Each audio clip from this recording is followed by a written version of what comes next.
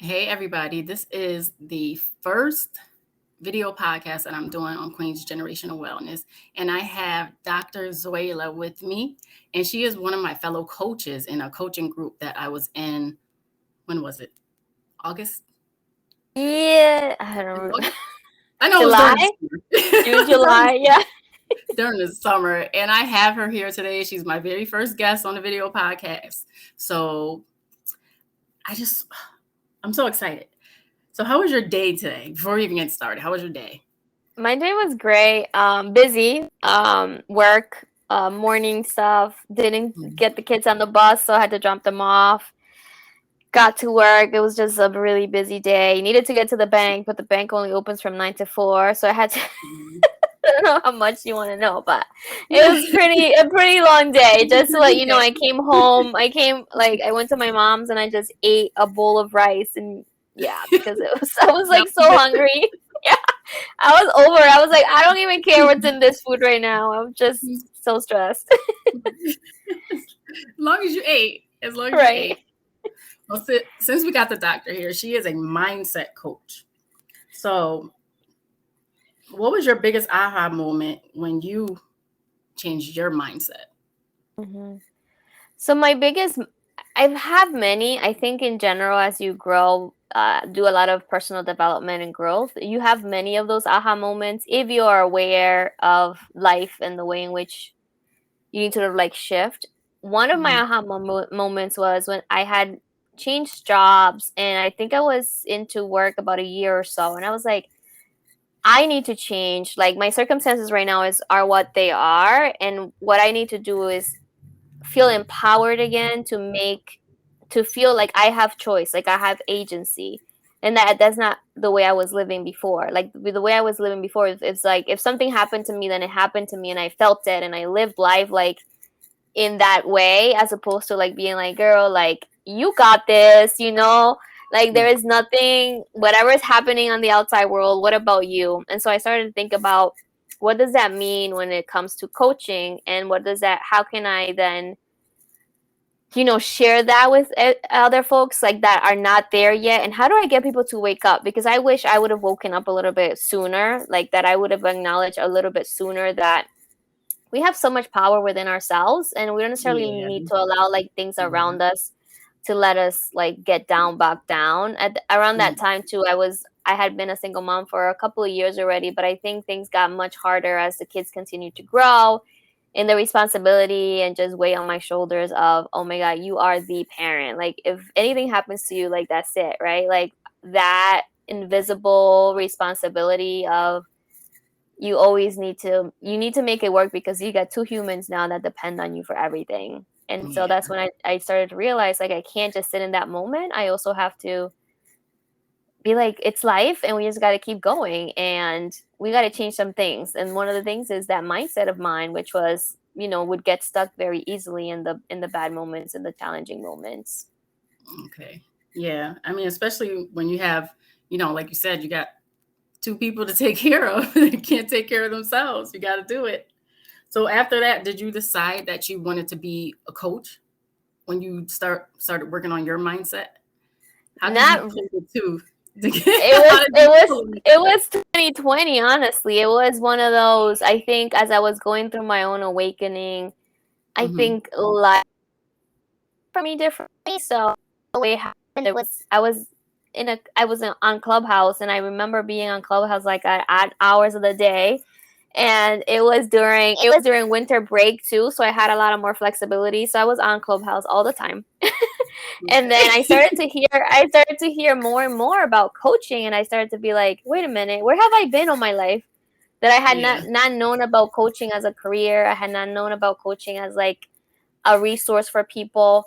I just did Mm-hmm. not know that that was a thing, right? It's not something that I grew up thinking, or and also not something that's represented in our like general media or like our general society. And Yeah. so I started to think about, okay, I can take my experiences and coach. I was like, of course I can do that. And so that's how that came about. And then I started sort of looking into ways of, you know, developing that area, and then looked into a certification program and all that. So that's how that happened. And that's how we met. Yes. So Yes, how yes, does yes. mindset help you with being a mom? Oh my gosh, so much. I mean, as I don't know if you can hear my kids in the background, they're screaming away. But the way it's so helpful because I can also sometimes come from work tired and be like, oh, I'm over it. I'm over the kids. I'm over work. But you also have to look at the positive side of thing, right? Like making sure that you're keeping a positive mindset because at the end of the day, that helps you too. Who wants to live in negativity all the time? Who wants to live in like Right. sorrow and hurt Mhm. and pain?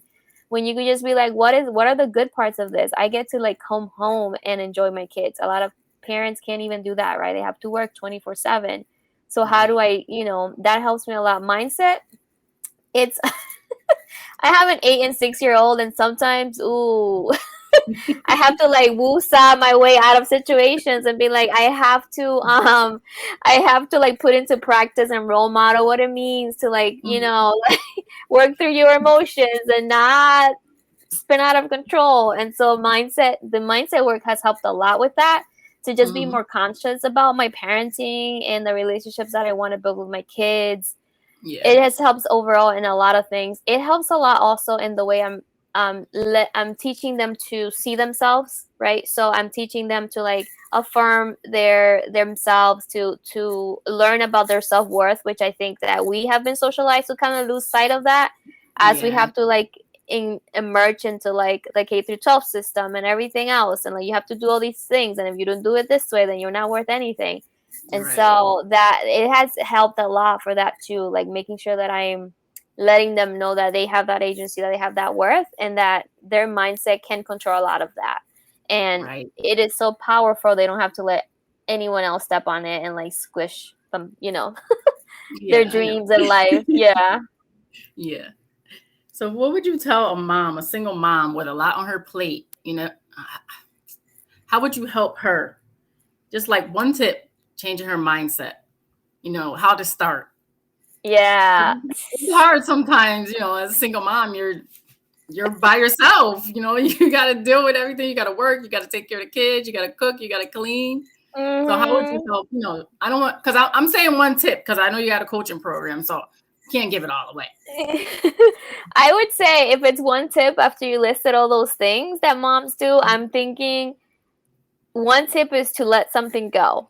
Like there are weeks where I don't clean the house into the Mhm. weekend. I don't, like today I got home at like 5:30ish, and it wasn't I'm not expecting too much of myself. So I know that, I have maybe 4 hours before the kids go to bed. So how do I want to spend that time? Do I want to spend it in front of my sink washing dishes? No. Mhm. I'd rather like chat with them. I'd rather do this, that.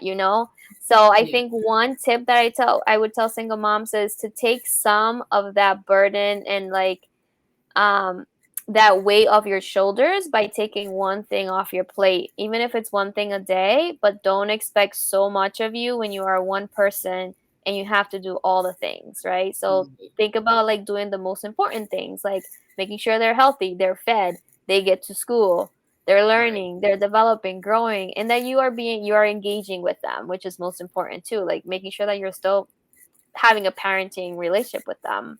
So Right. Right. mhm. That was great. I want you to tell everybody where they can find you, your social media platforms, your Instagram, Facebook. I don't, do you have Facebook? I know we're I on do. Instagram. Yeah. I'm mostly on Instagram. I don't use my personal Facebook as much, but I do have a Facebook page. It's Tenacity and Mindset. And my Instagram is Tenacious Mindset. So Tenacious, TENACIOUS Mindset. MINDSET. You can find me on Instagram that way, and Facebook, Tenacity and Mindset. All Hmm. right. I want to thank you for coming. Well, you didn't come, but I did. I'm here. you know, it's video. But thank you so much. I appreciate it, and we had a good time. Yeah, this was great. Thank you for the laughs and the good conversation and the really great thoughtful questions as well. Thank you. Because you're my first interview. This is my first interview, so Okay, okay. I should have brought like some pom-poms or something to celebrate because this is great. The fact that you're doing a video podcast, that's awesome. Yeah, Congrats on so that for sure. thank you, thank you. So this is the end of our podcast. I'll catch you guys later. Thanks for listening and watching.